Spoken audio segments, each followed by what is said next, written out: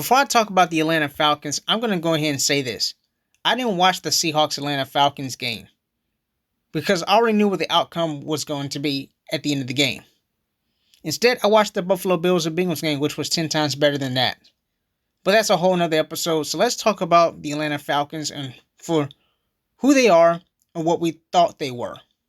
In the words of Dennis Green, the Atlanta Falcons are a bad team with a roster that's worth coaching up. The Falcons have been eliminated from playoff contention for the 7th straight season. This is what happens when you have an owner who's too soft on the edges, a president/CEO that has the final say-so on who gets hired or drafted while they pass on everyone else up, and having a head coach who is 33 and 56 of all time that has no business being a head coach at all. This is beyond frustrating as a Falcons fan, because with the roster the Falcons have, they have no business in the hole being at 4-9 and eliminated from the playoffs this season. All season long, the Falcons have made countless mistakes that costed them games, finger-pointing to find a scapegoat for their own failures, and having two quarterbacks that can't play to win to save the team's life. Just like last season when they started at 6-3 and threw away the rest of the season, it was the exact same thing this season, except that it was far more worse than it was last year. The Falcons have made bad teams look good this season by letting them off the hook and to let them play from behind and win those games the Falcons had the upper hand in. The Falcons, for a very long time, has a tendency for not maintaining leads. In 2 games they've played this season, the Falcons have forced overtimes that shouldn't have happened in the first place. In those 2 winnable games, such as the Indianapolis Colts in Germany and the second game against the Carolina Panthers, both of which were in the Falcons' favor. But as usual, the Falcons will throw it away and let the other team win in the exact same fashion. On the offensive side of the ball, other than Bijan Robinson among a few others, the Falcons' offense for the most part this season has been absolutely atrocious. This offense has been the bottom of the rank this entire year.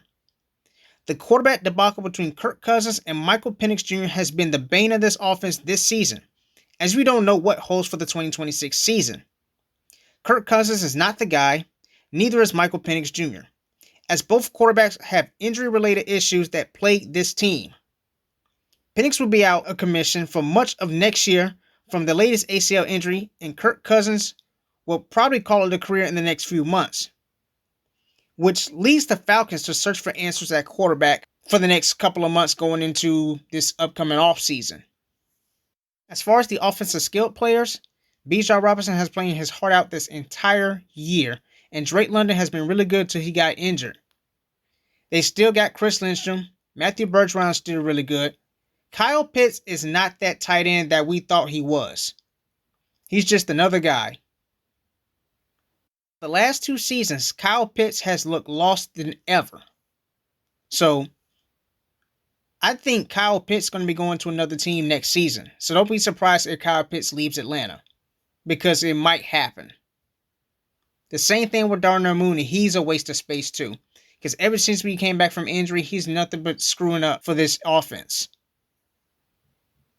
On the defense side of the ball, the defense led by Jeff Ulbrich has been the only bright spot for this season, as their defense ranked in the middle of the pack, but better than last year when they had Jimmy Lake as defensive coordinator.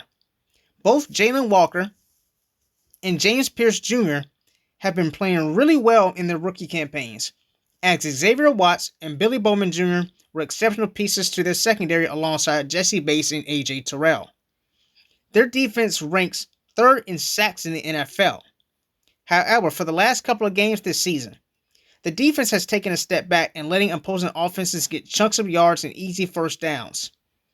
In recent weeks, to me, Jeff Ulbrich has also been the questionable subject as well, because this defense is a bend not break defense, but Jeff Ulbrich's scheme is getting busted really slowly. So,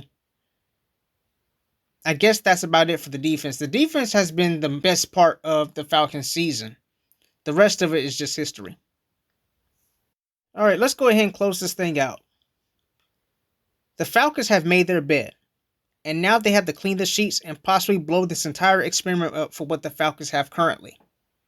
Everyone on that staff needs to be served their walking papers immediately. They all screw this roster out of their potential to be competitive. It all starts with the problem that is Raheem Morris as head coach. He should never been brought back to even start with. But knowing how this team operates from behind the scenes well into the front office, I wouldn't be surprised if the Falcons run it back with Raheem Morris for a third time next season. The same similar situation they did when they had Arthur Smith, Mr. 7-10. I guess Raheem Morris is going to be Mr. 8-9. That's only if they finish 8-9. I believe the Falcons are going to lose out. They're going to finish 4-13, and everybody's going to be gone.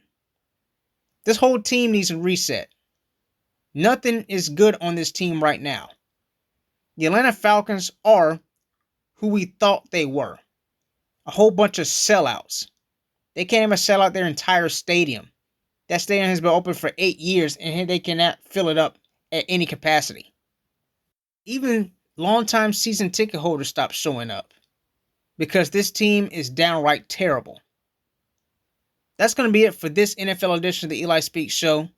Yeah, the Atlanta Falcons are their own enemy. They can't get themselves out of a rut they had 8 years ago in the Super Bowl. That dark cloud of 28-3 has plagued this team into being in the ground. And they can't get themselves out of it.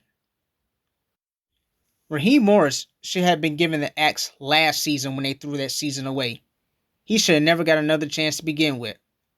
I said this in the beginning of January of 2025. If Raheem Morris was going to be head coach going into the 2025-2026 NFL season, the Falcons will enter that season with one of the worst head coaches in the NFL. And they do have one of the worst head coaches in the NFL in Raheem Morris. And as always, please like, comment, share, subscribe, and thanks for listening. Oh, and go Bulldogs! Hell, that's the only team that we can root for right now because they're the only ones that are very competitive, and they're a college football team.